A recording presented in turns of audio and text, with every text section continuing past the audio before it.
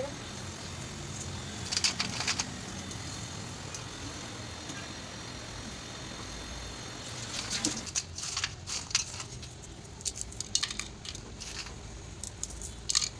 अस्सलाम वालेकुम my YouTube family, welcome to मसारा किचन। मैं हूँ मारिया सैयद। आज मैं मसारा किचन में आपके साथ शेयर कर रही हूँ बहुत ही मज़ेदार से नमक पारे की रेसिपी। तो चले फिर बनाते हैं यहाँ पे मज़ेदार से बिल्कुल बाजार जैसे क्रंची से क्रिस्पी से नमक पारे। तो जिसके लिए मैंने यहाँ पे एक प्याली मैदा लिया है, उसमें मैंने नमक जो है आधी चाय का चम्मच ऐड किया है और एक चाय का चम्मच मैंने ऐड किया सफ़ेद ज़ीरा। अब बारी आती है इसमें घी ऐड करने की, जो कि मेरे पास यहाँ पे 2 टेबल स्पून घी है। इसको जो है मैं इसमें कर देती हूँ यहाँ पे ऐड। और अब घी को ऐड करने के बाद सेम प्रोसेस, अगर आपने मेरे समोसों वाली रेसिपीज़ देखी हैं जो मैं घर में ही डो बनाती हूँ समोसों के, तो उसमें जो प्रोसेस करना होता है ना कि इसको बिल्कुल क्रम्बल करना है, सेम वही प्रोसेस जो है इसमें भी हमें करना है। यहाँ पे हमें मेक श्योर करना है कि मैदा और घी अच्छी तरीके से मिक्स हो जाए और बिल्कुल क्रम्बल होने लगे। तो इस स्टेज पे जो है अभी इसको करने के बाद मुझे ऐसा फील हो रहा है कि घी कम है। यहाँ पे देखिए मैं अभी थोड़ी देर में इसको देखिए यहाँ पे चेक कर रही हूँ तो ये टूट जा रहा है, ये लड्डू की शक्ल में नहीं बन रहा है। तो इट्स मीन कि घी अभी कम है हमारी डो में। तो इसमें जो है 1 खाने का चम्मच घी मैंने और ऐड किया है और मैं इसको अगेन जो है क्रम्बल करने लगी हूँ।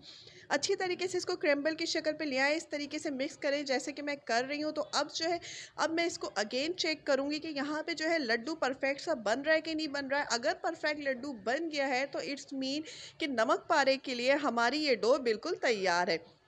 यहाँ पे देखिए मैं अब इसको चेक करने लगी हूँ तो एक लड्डू की शक्ल में आ गया है और जैसे ही मैं इसको मार रही हूँ फट से टूट भी जा रहा है। तो इसका मतलब ये है कि हमारा नमक पारे के लिए डो रेडी हो चुका है। बस यही ट्रिक है इसको चेक करने की कि परफेक्ट डो तैयार है कि नहीं है। अब यहाँ पे मैंने पानी लिया हुआ है, सादा पानी, और बिल्कुल थोड़ा थोड़ा सा पानी ऐड करके मैं यहाँ पे बनाऊँगी इसकी परफेक्ट सी डो। इसकी डो जो है वो हार्ड डो बनती है, समोसों की डो से थोड़ी ये अलग होती है। ये थोड़ी हार्ड डो बनेगी जो कि मैं आपको रेसिपी में दिखाती रहूँगी किस तरीके से डो बनानी है और किस स्टेज पे जो है हमें ये डो जो है यहाँ पे हो जाएगी कंप्लीट। तो देखिए पानी देखिए मैं बिल्कुल थोड़ा थोड़ा सा इसमें ऐड करते जा रही हूँ और यहाँ पे परफेक्ट सी डो जो है वो मैं रेडी करते जा रही हूँ। सेम प्रोसेस से सेम ट्रिक से इसको बनाएं तो आपके नमक पारे भी बहुत ही मज़ेदार क्रिस्पी और क्रंची बनेंगे जैसे कि वीडियो के स्टार्ट में आपने देखा।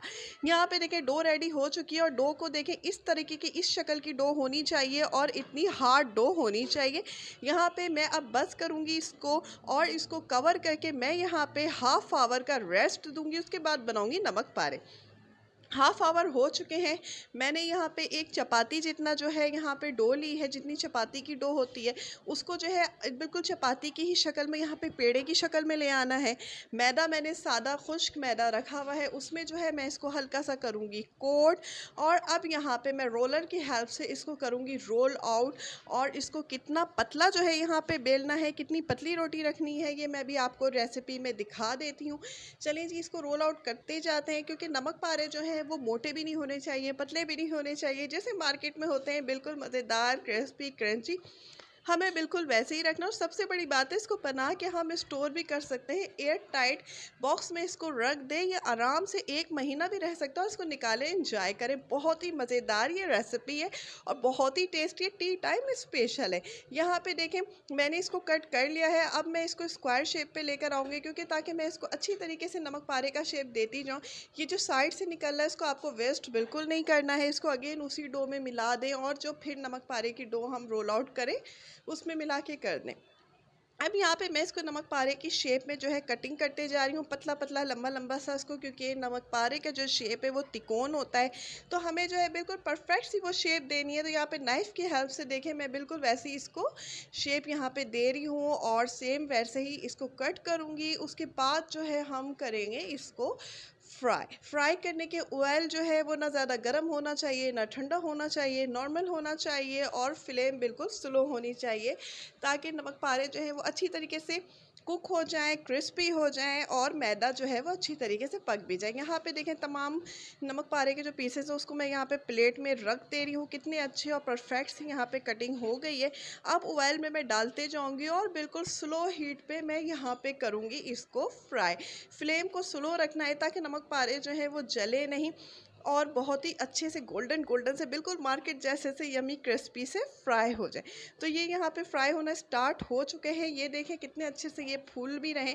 फ्राई हमेशा याद रखिए डीप फ्राई किया करें, चाहे ऑयल में करें या घी में करें, बात एक ही है, पर फ्राई जो है वो डीप ही होना चाहिए, शैलो फ्राई ये नहीं होंगे। इस तरीके से फ्राई करते रहो, थोड़ी थोड़ी देर पे जो है चम्मच मूव करते रहें ताकि इसकी साइड्स चेंज होती रहें और ये बहुत ही अच्छे से क्रिस्पी से क्रंची से जो है यहाँ पे ये बनते जाएं।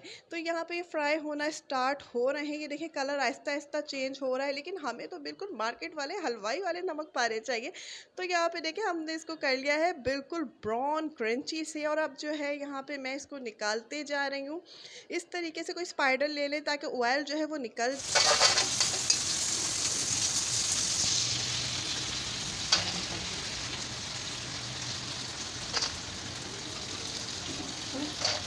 इसी तरीके से सारे जो है सारी डो के मैंने नमक पारे बना लिए हैं और मैं यहाँ पे इसको करने लगी हूँ फ्राई।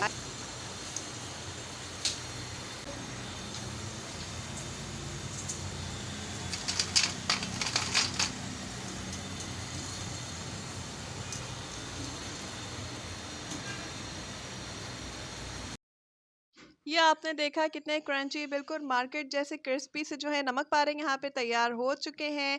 रेसिपी पसंद आए लाइक करें। अगर आपने अब तक हमारे चैनल्स मसारा किचन और मसारा व्लॉग्स को सब्सक्राइब नहीं किया तो प्लीज़ उसे सब्सक्राइब कीजिए।